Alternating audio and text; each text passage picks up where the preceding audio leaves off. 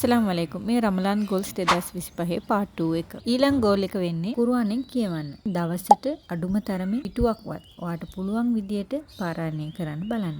ඒකම ඔයා පාරායන කරපු කුර්ආන් වැකි වලින් තෆ්සීර්, ඒකේ ට්‍රාන්ස්ලේෂන් එක, ඒක ඔයාගේ ජීවිතේට කොහොමද ඉම්ප්ලිමන්ට් කරගන්න පුළුවන්, ඔයාගේ ජීවිතේට මොනවාද ගන්න පුළුවන් කියන දේ ඔයා ඒකෙන් ඉගෙන ගන්න.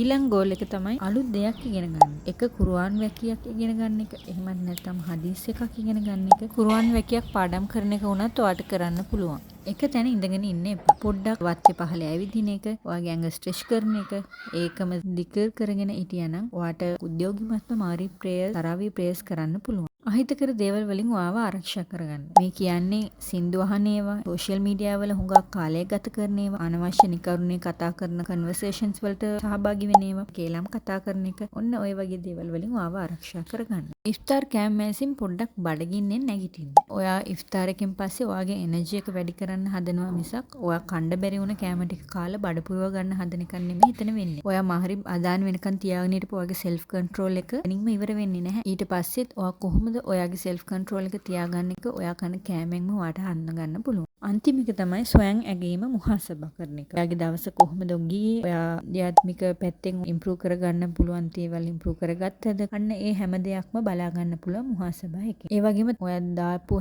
ෆොට්ස් ටික හොඳට ප්‍රයෝජනවත්ව අල්ලාහ් පිළිගන්න ඕනේ කියලා දුආ ඉල්ලන්න. ඊළඟ දවසේ මීට වඩාත් හොඳින් මේක කරන්න පුළුවන් වෙන්න ඕනේ කියලා දුආ ඉල්ලන්න. ඉතින් මම හිතනවා මේ ගෝල්ස් 10 ඔයගොල්ලන්ට ප්‍රයෝජනවත් වෙලා ඇති කියලා. මේ රමදාන් 2025 ගෝල්ස් ටික කොහොමද අචීව් කරගත්තේ කියලා පහල කමෙන්ට් එකෙන් දාගෙන යන්න. මේ වගේ තවත් වීඩියෝස් බලන්න මගේ පේජ් එක ෆලෝ කරලා තියාගන්න.